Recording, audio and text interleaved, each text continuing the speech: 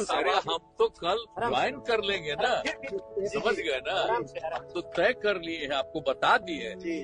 हम वहाँ का छोड़ करके हम तो यहाँ का करेंगे, यहीं रहेंगे, और उसके 3-4 दिन के बाद वहाँ यहाँ जाने के बाद वो कर देंगे वो सबको। आपकी पसंद का राजनीति एक ऐसी दुनिया जहां कुर्सी सिर्फ एक पद नहीं बल्कि ताकत, पहचान और नियंत्रण का प्रतीक होती है।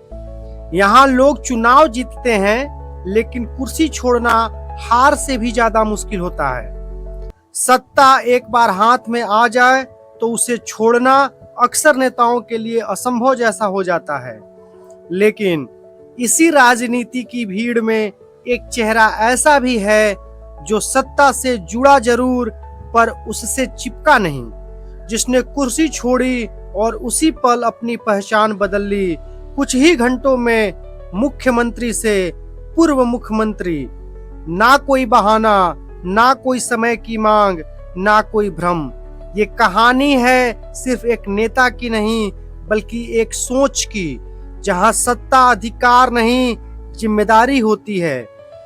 जब नीतीश कुमार ने पद छोड़ा तो खबर सिर्फ ब्रेकिंग न्यूज नहीं थी, ये एक संदेश था, तेज, स्पष्ट और बिना किसी शोर के।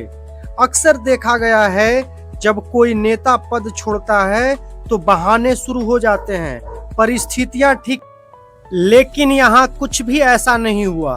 उन्होंने चुपचाप अपने पद से इस्तीफा दे दिया और फिर जो हुआ वो और भी असामान्य था। सोशल मीडिया जहां छवि बनाने के लिए टीमें दिन रात काम करती हैं, वहीं उन्होंने कुछ ही घंटों में अपनी पहचान बदल ली।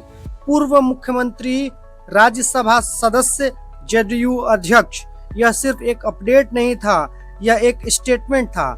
पद बदल चुका है और मैं इसे स्वीकार करता हूं। राजनीति में सत्ता छोड़ने के बाद भी सुविधाएं नहीं छूटती।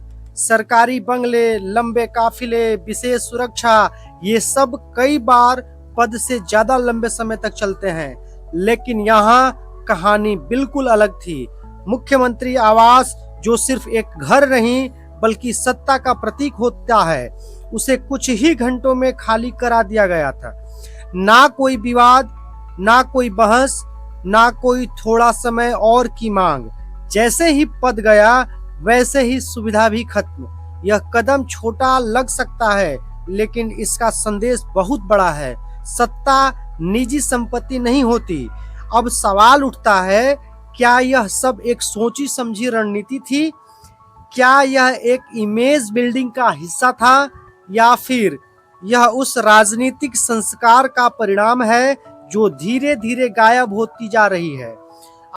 आज के दौर में जहां पीआर एजेंसियां तय करती हैं कि नेता क्या बोलेगा, कैसे दिखेगा और कब मुस्कुराएगा, वहां इस तरह की सादगी स्क्रिप्टेड नहीं लगती।